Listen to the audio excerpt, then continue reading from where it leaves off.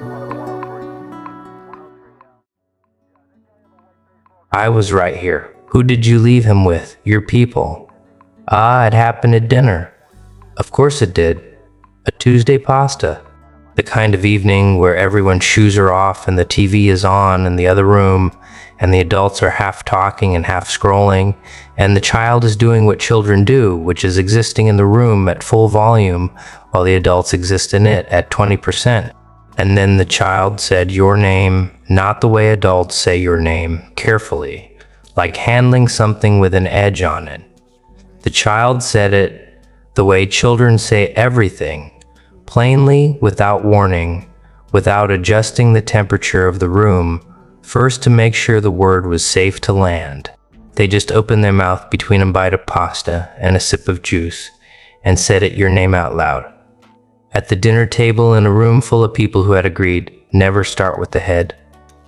The victim gets all fuzzy, he can't feel the next. Without ever putting it in words to pretend you didn't exist, the fork stopped. Not one fork, several. The specific synchronized pause of adults who have all heard the same grenade hit the same floor at the same time and are each independently calculating how to survive it. The child didn't notice the pause. Children don't understand that a name can be a detonation in a room that has spent years building itself around the absence of the person the name belongs to. The child just asked a question, a simple one sentence, probably fewer than 10 words. Something like, how come we never see them anymore?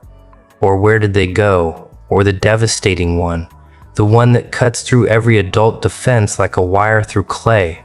Are they mad at us? Are they mad at us?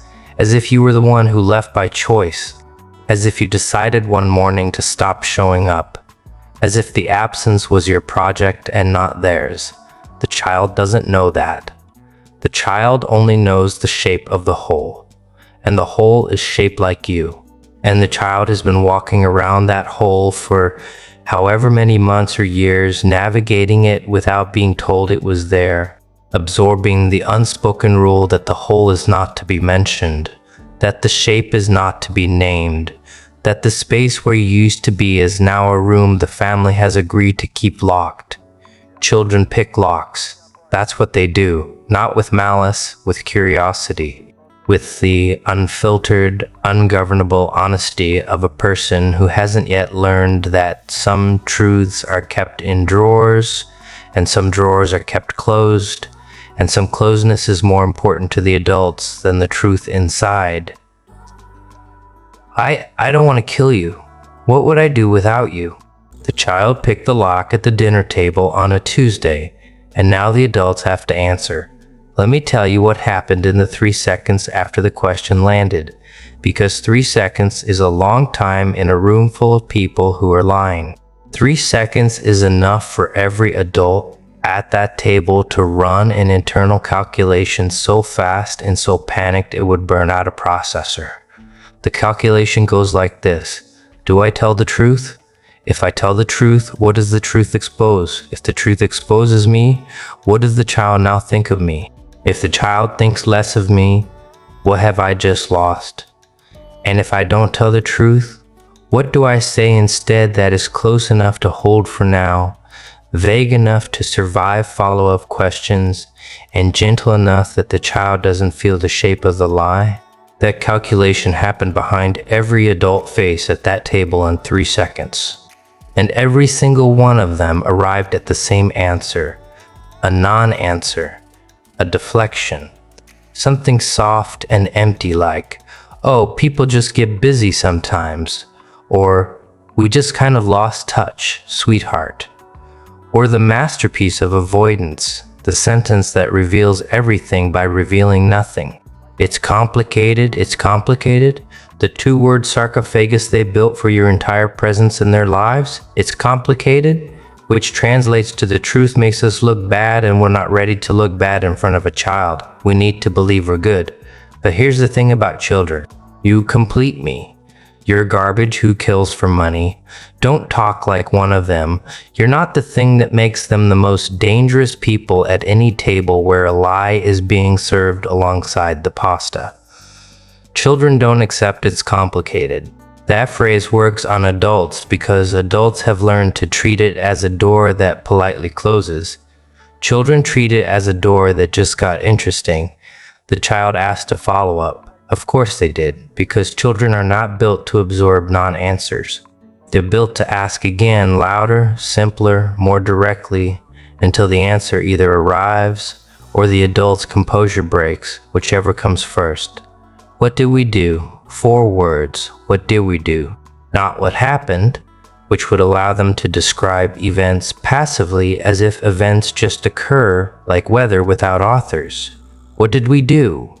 The child, without any training in rhetoric or psychology or interrogation, instinctively framed the question in a way that assigned responsibility to the table, not to you, to them. What did we do to make this person leave? And the table couldn't answer, not because they didn't know, because they knew exactly. They knew it so precisely, so specifically, so documentably, that the answer would have taken longer than the dinner. It would have required explaining decisions the child has no framework for. It would have required admitting that the adults at this table did things to you. Small things, systemic things, things that looked like nothing from the outside and felt like everything from the inside, that accumulated into a debt so large you had no choice but to leave, because staying meant absorbing a cost that was never yours to pay. They would have had to explain the exclusion that was never announced, just practiced. Even if you'd like to be, to them, you're just a freak like me. The conversations that happened around you instead of with you. The way your name started appearing less in plans, less in group threads, less in the architecture of the family's daily life. Not because you withdrew, but because they withdrew you, one interaction at a time. So gradually that by the time you noticed the withdrawal was already old enough to be called a pattern instead of a choice. They would have had to explain that they chose someone else's version of you over your actual self, that someone told a story about you. Maybe not even a dramatic story. Maybe just a tone, a raised eyebrow, a well-placed, maybe she's just like that, and they accepted it. Not because the evidence was strong, because the alternative was harder. The alternative was confronting the storyteller. The alternative was defending you. The alternative was standing in a room where the consensus was forming like weather and saying, actually, I don't agree. I think we're wrong about this person. That would have cost them something. And they decided without ever saying it out loud that your presence in their lives was not worth the cost of defending it. That's the lie the child just walked into. That's the sarcophagus the child just opened with 4 words and a face full of pasta. And here's what they don't realize about the child. The child already knows more than they think. Children are forensic scientists without credentials. They don't analyze, they absorb. And this child has been absorbing evidence for a long time. The child has noticed the photos, the ones that were rearranged on the shelf, the ones where the groupings changed, the ones where a figure was cropped or an album was moved to a lower shelf or a picture that used to be on the fridge is now in a drawer. The child didn't understand the rearrangement when it happened, but the child registered it, filed it. The way children file everything without labels, without context, just raw sensory data stored in a body that will decode it years later. The child has noticed the way stories get edited in real time. Someone starts telling a memory, a holiday, a birthday, a trip, and midway through the story bends. A pronoun gets swapped, a detail gets skipped. The story arrives at its ending, missing a character. And the child feels the seam where the edit happened. The way you'd feel a patch in a road without seeing it. Smooth enough for adults to drive over. Not smooth enough for a child sitting in the back seat, feeling every bump. They need you right now. When they don't, they'll cast you out like a leper. The child has noticed the object. There's always an object, something in the house that clearly belongs to you. A mug nobody uses, a book on a shelf nobody reads, a blanket folded in a closet that smells different from everything else. Something the family kept either because removing it would require acknowledging you existed, or because the person who misses you most couldn't bring themselves to throw it away. The child has touched this object. The child doesn't know whose it is, but the child knows it belongs to the shape of the hole. It has the same temperature as the name nobody says, and there is a person at that table who misses you. Let me talk about them because they're the reason the lie almost broke tonight. This person was closest to you. This person chose the table over you, and they know it. And they have carried that knowledge in a part of their body that only activates at night when the house is quiet and the performance of having made the right decision goes dark. This person didn't hate you. That's the unbearable part. They loved you, and they let you be erased because the cost of defending you was social, and the cost of losing you was private, and social costs are visible, and private costs are not. They chose the one that wouldn't show, and it shows anyway. It shows in the way they overlap at things that aren't funny. It shows in the way they've become a little meaner to the people they kept, as if proximity to the people they chose is a reminder that the choice was wrong. It shows in the way they picked up the child's plate tonight a little too quickly after the question, as if clearing the table could clear the room of what was just said. This person almost told the truth when the child asked, "What did we do?" This person's mouth opened half a second before the rest of the tables, and for that half second, the truth was right there, sitting on the tongue, ready, and then the room closed around it. Where's all these rules and you think they'll save you? The consensus kicked in, the architecture held, and they said the safe version, the sanded down version, and it tasted like dust. And dinner continued. But this person will not sleep well tonight. This person will lie in the dark and hear the child's question on repeat, and they will know the way only a person who was once brave enough to love you knows, that the question is not going away, that the child will ask again, and that the lie has a shelf life. And here is why they couldn't lie. Not fully, not the way they've been lying to each other, to themselves, to the narrative they've been maintaining for months or years. They couldn't lie because the child was looking at them. Not with suspicion, not with accusation, with trust, with the wide, clear, unguarded trust of a person who still believes that the adults at this table are good, and that good people don't make other people disappear, and that if someone is gone, there must be a reason that makes sense. The child was waiting for the reason, waiting with a total faith that the reason would be reasonable. And every adult at that table knew in the 3 seconds it took to do the calculation that no reasonable reason exists, because the reason isn't reasonable. The reason is cowardice.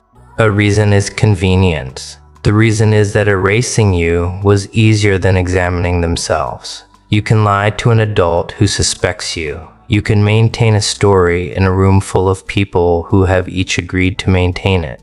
But you cannot lie cleanly to a child who trusts you while that child is looking directly at your face, asking what you did. The lie curdles in your mouth. It tastes different in front of small eyes. It weighs different when the person you're delivering it to still believes you completely. Lying to someone who trusts you absolutely is the one thing the human face was not designed to do convincingly, so they couldn't. Not all the way. Someone at that table, maybe the one who was closest to you, maybe the one who carries the most guilt, maybe just the one who was too tired to maintain the architecture that evening. Someone said something that was almost the truth, something that cracked the sarcophagus half an inch, something like we didn't treat them very well, or I think we made some mistakes. Did you see how close she was? Or just a long pause and a look at the plate that the child will remember for years without understanding why. That half and crack is everything, because children grow.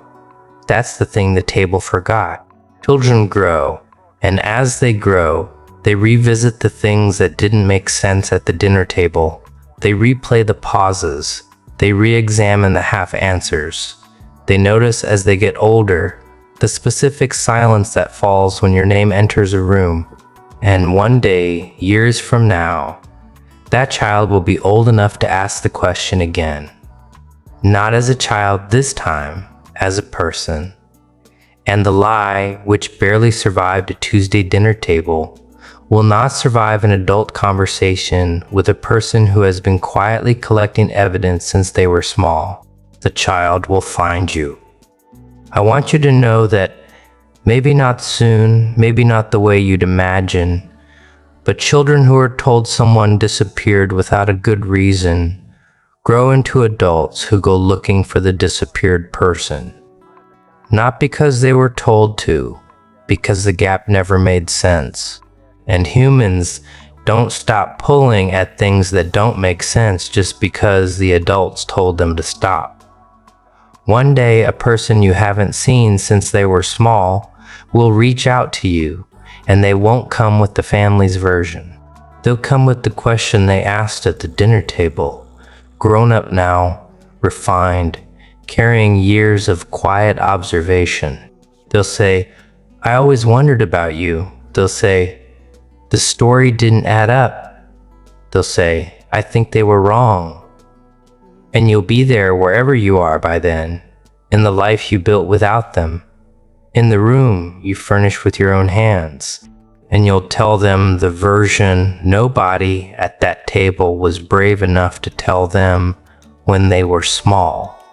Not the bitter version, not the revenge version, the clean one, the one that says I loved them. I did. And the love wasn't enough to protect me from the way they loved me back. So I left. Not because I stopped caring, because I started caring about myself with the same intensity I'd been caring about them, and the math didn't work anymore. The child will understand. Not because children understand complexity, because by then they won't be a child anymore. They'll be a person who grew up inside the gap your absence made, who felt the shape of the hole without ever being told what used to fill it, who learned slowly over years of watching the adults avoid a name that the thing the family was most afraid of was not your absence, but the reason for it.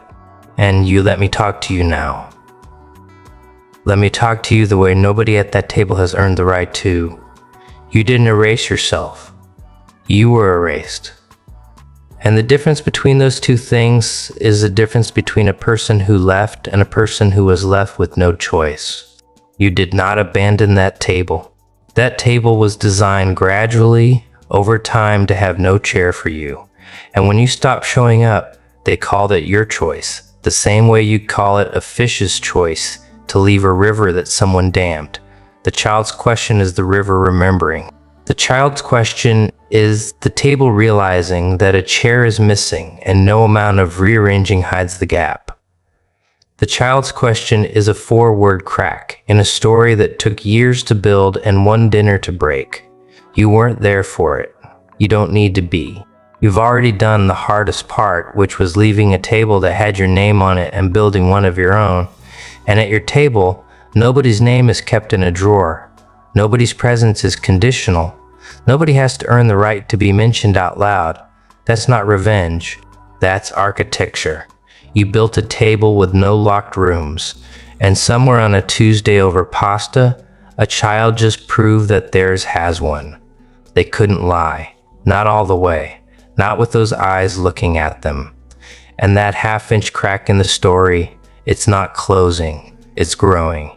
One question at a time.